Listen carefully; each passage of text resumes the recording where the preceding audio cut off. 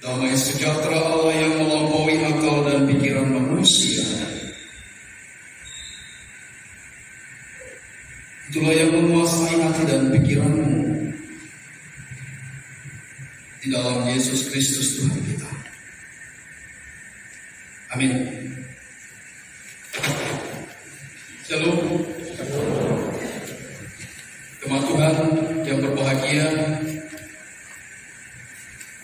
di minggu ke-24 setelah Trinitatis pada hari ini di ibadah sore kita, hari kita bersama membuka kitab Ulangan pasalnya yang ke-8 sampai ke-8. Ulangan 8 ayat yang ke-7 sampai yang ke-18. Kita membaca secara responsorial. Demikian firman Tuhan. Sebab Tuhan Allahmu membawa engkau masuk ke dalam negeri yang baik, suatu negeri dengan sungai, mata air, dan danau yang keluar dari lembah-lembah dan gunung-gunung.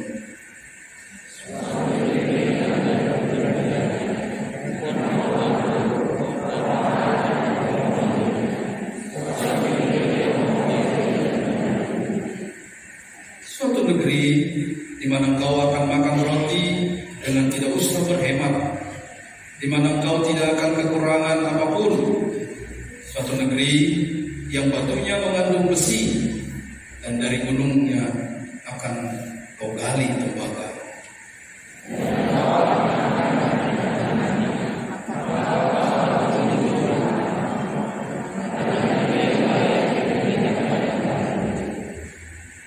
Hati-hatilah supaya jangan engkau melupakan Tuhan Allahmu dengan tidak berpegang pada perintah, peraturan dan ketetapannya yang kusampaikan kepadamu hari ini.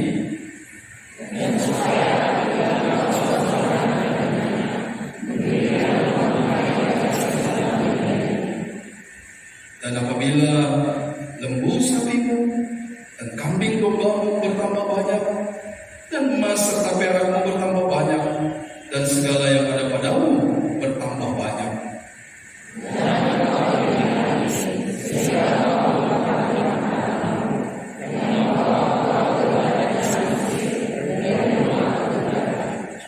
dan yang memimpin engkau melalui padang gurun yang besar dan dahsyat itu, dengan ular-ular yang ganas serta kalajengkingnya, dan tanahnya yang gersang yang tidak ada air, Dia yang membuat air keluar bagimu dari gunung batu yang keras.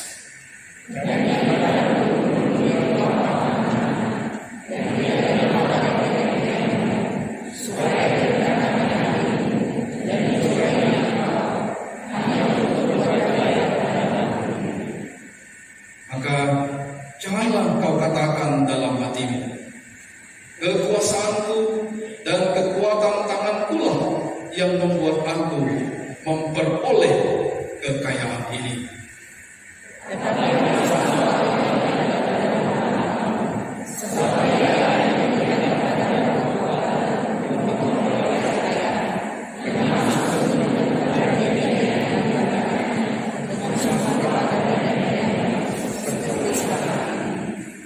Demikian pembacaan firman Tuhan. Jemaat Tuhan yang berbahagia, kitab ini disebut dengan Deuteronomi, yang artinya hukum kedua. Musa menyatakan kembali dan mengingatkan kembali ketika bangsa itu keluar dari tanah perbudakan di Mesir. 40 tahun lamanya mereka berjalan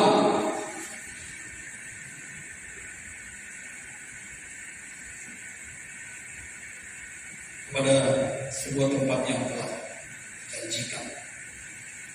40 tahun adalah masa di mana mereka mengalami krisis. Karena sebelumnya kepada leluhur mereka, kepada nenek moyang mereka, Allah juga telah berjanji Mereka akan menjadi bangsa yang besar, umat pilihan Allah. Tetapi kepada generasi mereka mengalami sebuah perjalanan kehidupan yang sangat getir. Mereka ada di pembuangan, mereka menjadi budak, mereka tidak merdeka.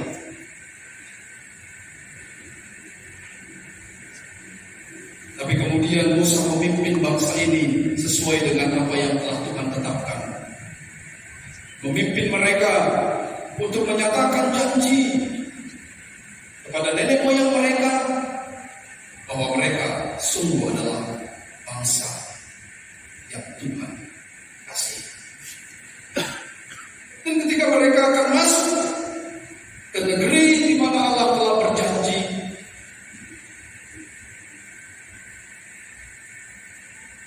Musa sudah tidak muda, Musa sudah tua, dan ini adalah khotbah terakhir Musa kepada bangsa. Ada pola pendidikan yang diajarkan kepada bangsa Israel, Bapak Ibu Saudara. Mari kita membuka pasal 6 ayat yang ke-7.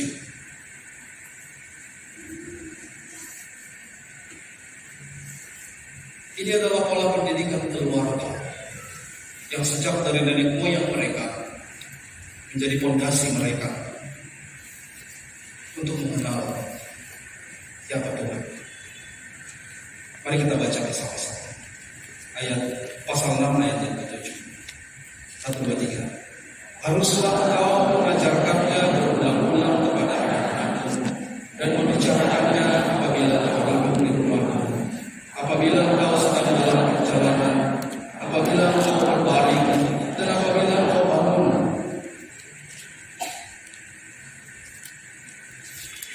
Dari generasi demi generasi seharusnya ini terus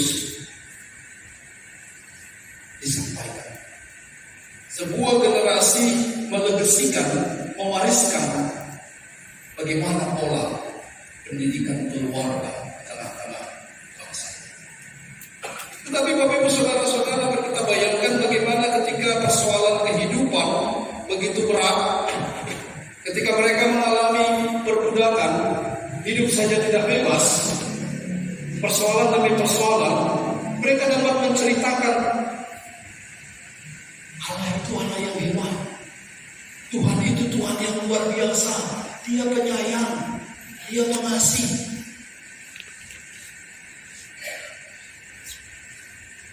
Saya kira apa yang dialami bangsa itu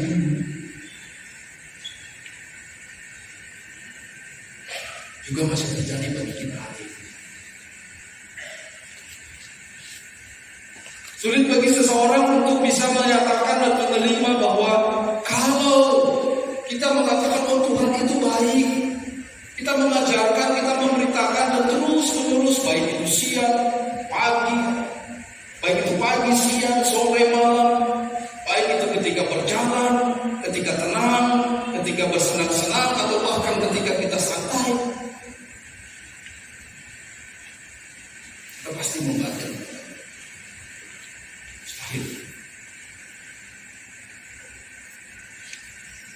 Pasti kita mengatakan yang enggak kau yang merasakan. Bagaimana sedihnya sudah diputus pacar, WA nggak pernah dibaca pun dicueki. Apa lagi? Ya, itu remaja atau yang sedang studi mungkin salah mengalami itu, yang bisa membayangkan dan merasakan. Tapi bagi kita yang hidup sedang berjuang untuk memenuhi segala kebutuhan, pendidikan anak-anak dan lain sebagainya, masa depan mereka, gimana sih Tuhan ini? Belum lagi keluarga besar, belum lagi untuk adat dan lain sebagainya. Gimana Tuhan itu? Bapak Ibu Saudara-saudara, itu yang dirasakan dirasakan dan dialami. Sehingga Musa ingin meletakkan kembali dasar pola pengacara bagi umat Tuhan sebelum mereka masuk ke tanah Kanaan. Hari ini kita membaca firman Tuhan di dalam Ulangan 8 ini yang dimulai dari ayat yang ke-7 yang mengatakan bahwa sebab Tuhan Allahmu membawa engkau masuk ke dalam negeri yang baik. Musa mengingatkan kembali ketika Allah menciptakan dunia ini dengan begitu amat sangat baik, lengkap, sempurna.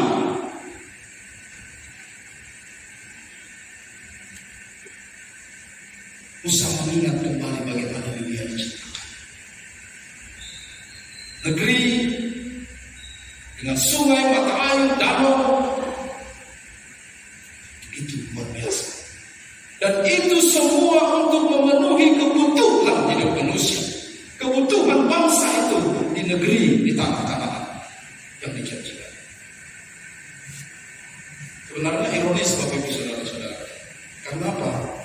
Karena di daerah sana, di Timur Tengah sana, gersang, padang pasir. Di mana ada sungai, di mana ada danau, di mana ada tanah yang subur. Tetapi Tuhan menjanjikan itu, dan Tuhan telah menetapkan itu, sehingga mereka akan memperoleh segala sesuatu. Mereka akan makan dan tidak akan berhenti. Mereka akan berkecukupan, tidak akan kekurangan apapun. Batu mengandung besi, gunungnya akan kau gali, di sana banyak tembaga. Tidak ada kelaparan. Kalau sudah tidak ada kelaparan, berarti sudah sejahtera. Terpenuhi kebutuhan jasmani.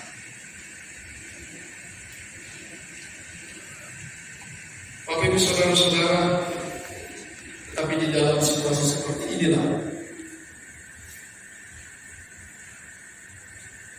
setelah menikmati dan memperoleh segala sesuatu yang telah Tuhan janjikan dan tepati,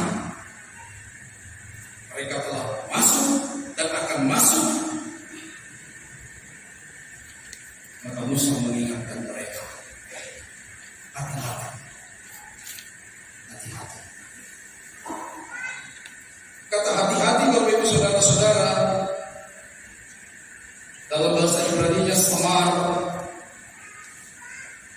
yang berarti berjaga-jaga dan perhatikan. Kata samar menunjukkan sebuah tindakan konkret. Karena setiap orang berpotensi besar untuk melanggar atau akan ingkar. Kenapa? Karena mereka kembali ke dalam kehidupan di mana mereka berada dalam titik satu generasi mengalami yang disebut ketidakmerdekaan. Mereka masih berada di dalam suasana batin, di dalam suasana pikiran ketidakmerdekaan.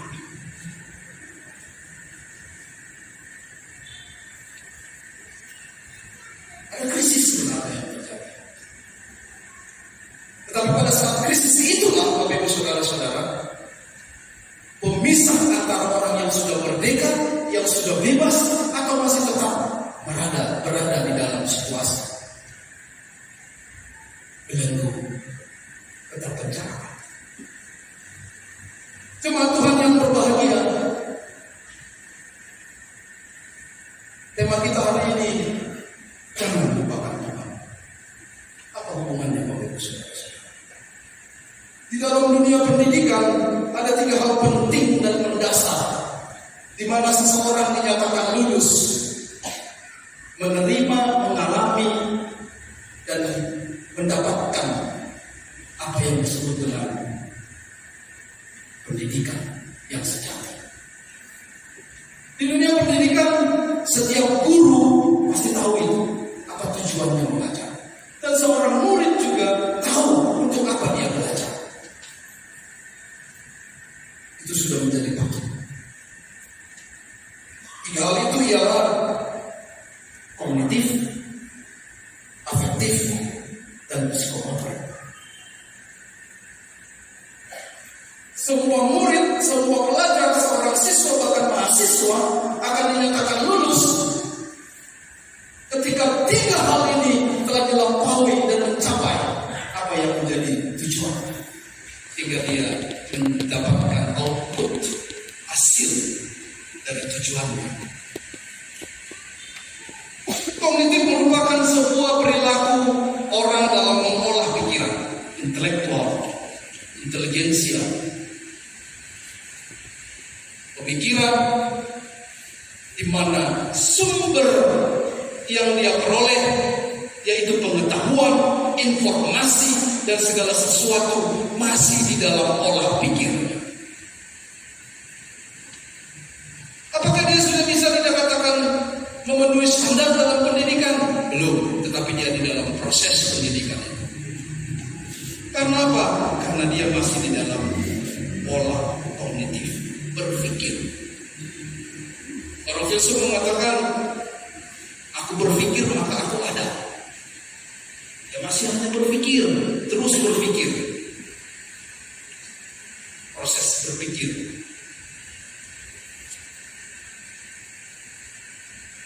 Nah, dalam persoalan kognitif ini, dalam proses berpikir ini, Bapak Ibu Saudara-saudara, di dalam psikologi pendidikan ada yang disebut dengan dua hal lagi. Yang pertama disebut dengan STM. Pernah dengar kata STM? Bukan serikat tolong menolong,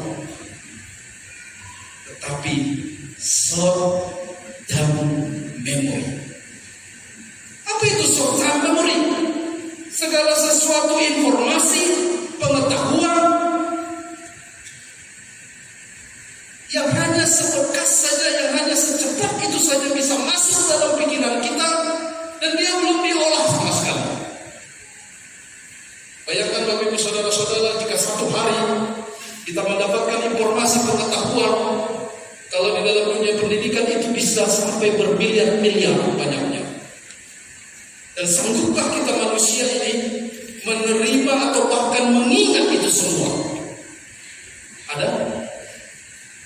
Makanya setiap pelajaran yang kita terima, ada waktunya kita untuk mengulang.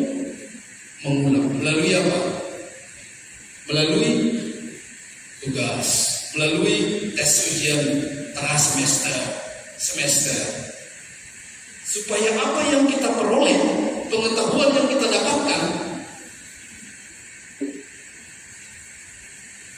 itu tidak hanya sekedar sampai dalam short term memory kita,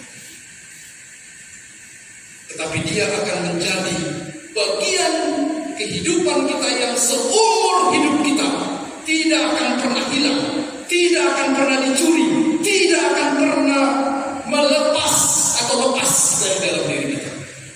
Itulah yang disebut dengan LTM. Apa LTM? Long term memory. Tidak semua orang, Bapak Ibu Saudara-saudara, mampu mencapai yang disebut dengan alami. Mereka harus merasakan, dan mereka sungguh-sungguh berada di dalam situasi pengetahuan tentang Tuhan itu benar. Mereka mengalami Tuhan itu ada.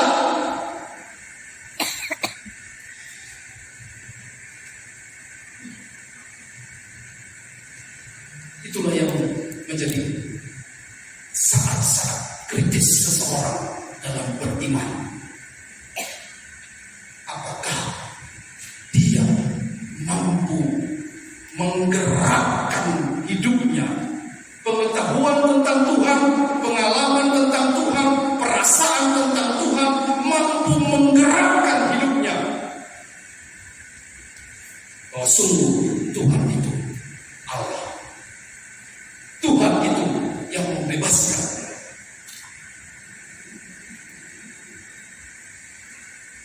Kembali ke pola pendidikan tadi Bapak Ibu Saudara-saudara. Jika seseorang hidup melalui perjalanan pengalaman hidupnya bercerita tentang Tuhan, tetapi dia tidak pernah mengetahui, mengenal, dan bahkan mendapatkan informasi yang benar tentang Tuhan karena dia tidak mengolah itu dengan baik, merasakan Tuhan dengan baik, lalu melakukan gerakan-gerakan bagaimana Tuhan itu bekerja, memberitakan itu, lalu dia bercerita atau menceritakan itu kepada anaknya. Pertanyaannya, apa yang dia ceritakan tentang Tuhan? Apa yang ingin Bapak Ibu sampaikan kepada anak atau kepada orang lain? Jikalau pengetahuan yang benar tentang Tuhan, lalu Bapak Ibu tidak pernah merasakan dan tidak menggerakkan Bapak Ibu menyatakan sebagai orang yang sungguh-sungguh telah mengetahui dan mengenal Tuhan melalui pengalaman-pengalaman yang otentik,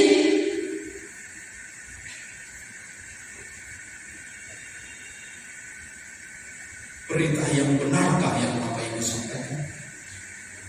Perjalanan kehidupan yang sungguh-sungguh benarkah yang Bapak Ibu alami?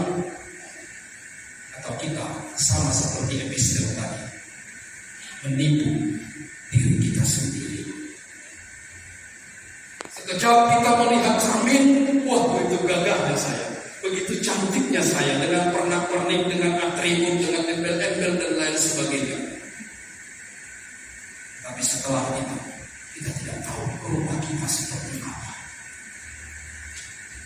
Karena dia belum menjadi pengalaman-pengalaman yang otentik. Kita sendiri tidak mengenal diri kita oleh cermin yang ada di depan kita.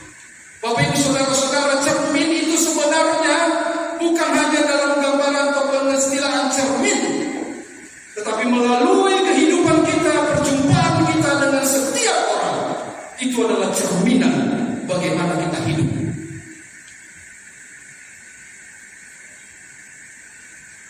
Orang yang kita kenal, orang yang kita tahu, orang yang kita jumpai adalah cerminan apakah kita telah mengenal.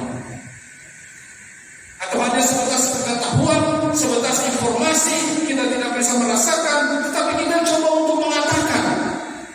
Sehingga banyaklah berita-berita hoax, berita-berita kebohongan, di mana kita menipu diri kita sendiri dan bahkan memberitakan yang tidak pernah kita alami hidup bersama dengan Tuhan. Ibu bapak saudara-saudara yang terkasih, hari ini Musa melalui firman ini ribuan tahun lalu telah mengingatkan bangsa itu. Dan hari ini berita itu kembali, firman itu kembali sampai kepada kita.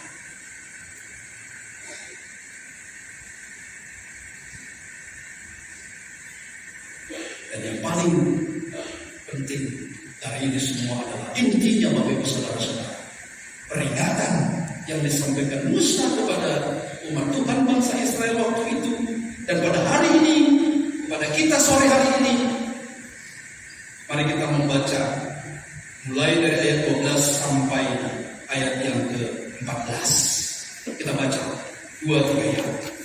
Dan supaya apabila kau sudah makan dan kenyang, mendirikan rumah-rumah yang baik serta mendiaminya, dan apabila lembu sapimu dan kambing dombamu bertambah banyak, dan emas serta perakmu bertambah banyak, dan segala yang ada padamu bertambah banyak, jangan engkau tinggi hati, sehingga engkau melupakan Allahmu yang membawa engkau keluar dari Mesir, dari rumah perbudakan.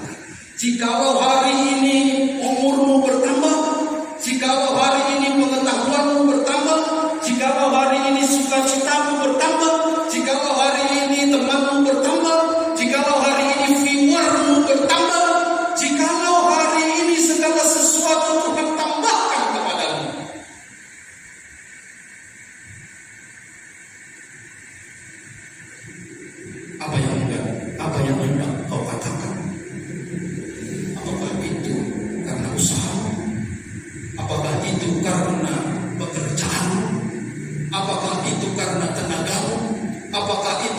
segala sesuatu yang ada padamu, sehingga yang kau lihat adalah apa yang Tuhan ciptakan.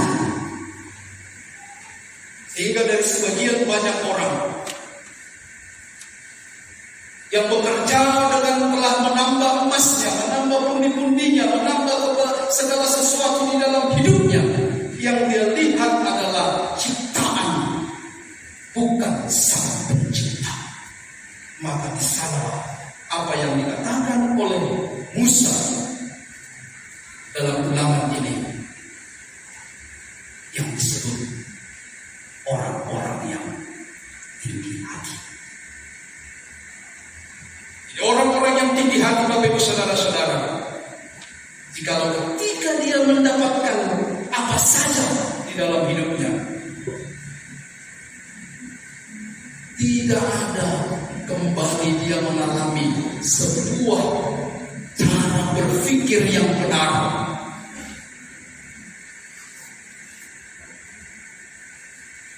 Yaitu bahwa pengalaman yang dia lihat, pengetahuan yang dia peroleh, berkat yang dia nikmati bersumber dari Allah Sang Pencipta. Itulah yang disebut dengan mereka-mereka yang tinggi hati, yang sombong. Karena begitu Bapak Ibu Saudara-saudara, ketika kita mengingat Tuhan, yang kita ingat adalah bagaimana Allah telah menyediakan dan kita bebas menikmati. Tetapi ketika itu semua telah kita peroleh bukan karena kita melanggar, kita menerobos, atau bahkan tidak peduli terhadap segala sesuatu yang telah Dia tetapkan. Nanti pulang dari gereja ini, kalau tadi dia tidak pakai helm, ya, minggu depan datang ke gereja pakailah helm. Meski di Sumatera Utara atau di Indonesia ini nggak ada lagi polisi yang menangkap orang yang nggak pakai helm. Kalau tarik 3 nanti pulang dari gereja ini, jangan lagi tarik 3. Yang sederhana saja dulu. Kalau di simpang lampu merah, hijau, khususnya pelajar, mahasiswa, ya, saya nggak tahu apakah kita ini sudah berganti warna simbol yang ada di traffic light itu, atau kita yang mengganti, atau memang kita yang tahu warna. Ya, kau usah yang muluk-muluk dulu Bapak Ibu Saudara-saudara. Pulang nanti begitu ada lampu hijau, walaupun kau tak pakai helm, walaupun Bapak Ibu Saudara-saudara bonceng 3, berhentilah. Ada aturan, ada ketetapan.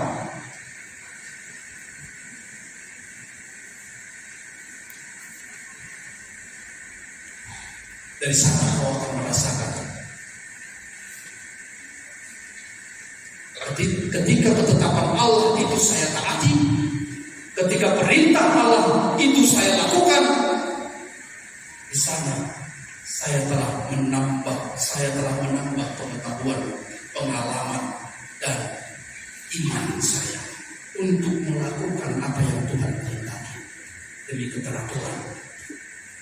Di sanalah apa yang Bapak Ibu pikirkan bahwa peraturan itu selama ini untuk dilanggar, ternyata peraturan itu adalah untuk kebaikan, untuk keselamatan, dan untuk menambahkan perjalanan pengetahuan saya dan hidup beriman saya dengan Tuhan. Maka tepatlah pada waktunya saudara-saudara yang sedang mengenyam pendidikan hari ini akan menempuh dan mendapatkan apa yang saudara-saudara cita-citakan. Pengetahuan saudara-saudara dapat saudara-saudara rasakan dan dapat menggerakkan saudara-saudara untuk menikmati tempat di mana Allah telah berjanji semuanya telah tersedia. Dan Yesus Kristus juga telah membuktikan itu bagi kita. Dia telah menyelamatkan kita. Kita telah dibebaskan dari hukuman dosa. Itu Bapak Ibu Saudara-saudara yang terkasih, ingat Tuhan bukan sekedar pola pikir. Ingat Tuhan bukan hanya sekedar pengetahuan. Ingat Tuhan adalah bukti bahwa Tuhan itu sungguh ada dalam kehidupan kita. Amin. Saya tertekun tadi dengan nyanyian sebelum khotbah ini.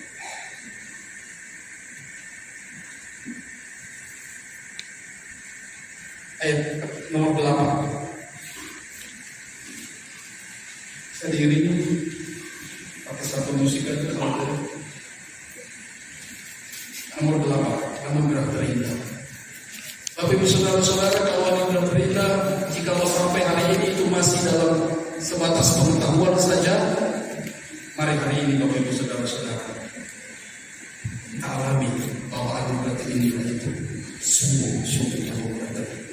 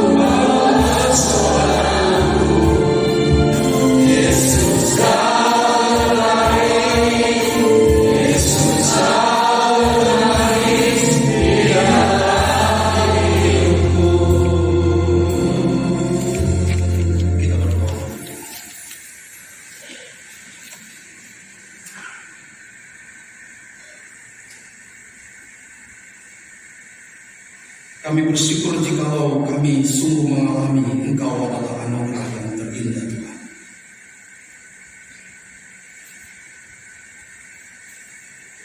Engkau bukan hanya ada di bibir kami, Engkau bukan hanya ada di kepala kami, di pikiran kami,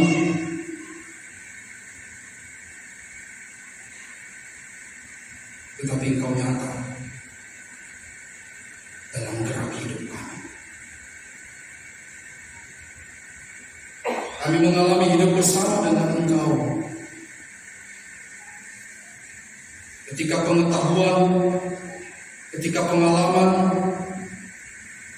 ketika pekerjaan, ketika sakit penyakit, ketika persoalan yang begitu luar biasa sekalipun,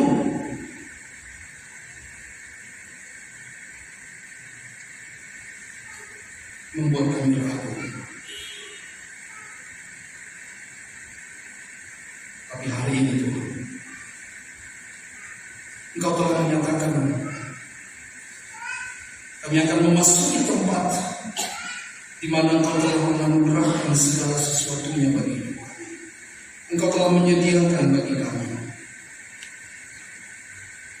Dan hari ini, sebagaimana bangsa pilihan umat terkasih, yaitu bangsa Israel itu, mereka akan melangkahkan kaki mereka ke negeri yang telah Engkau janjikan. Mereka dipersiapkan untuk masuk ke sana.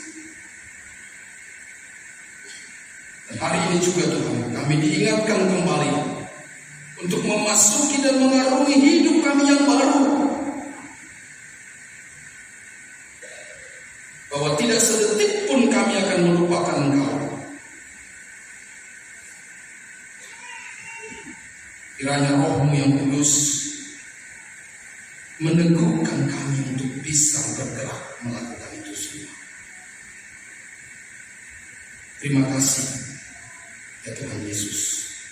Engkau telah membebaskan kami, Engkau telah memerdekakan kami, dan karena itu kami berani untuk melakukannya. Kami telah berada di dalam situasi merdeka atas dosa, maka pengalaman-pengalaman iman kami hari ini dan seterusnya akan menjadi pengalaman-pengalaman iman yang merdeka untuk menyatakan kebenaran firman. Di dalam nama Yesus Putra yang kudus kami berdoa. Amin.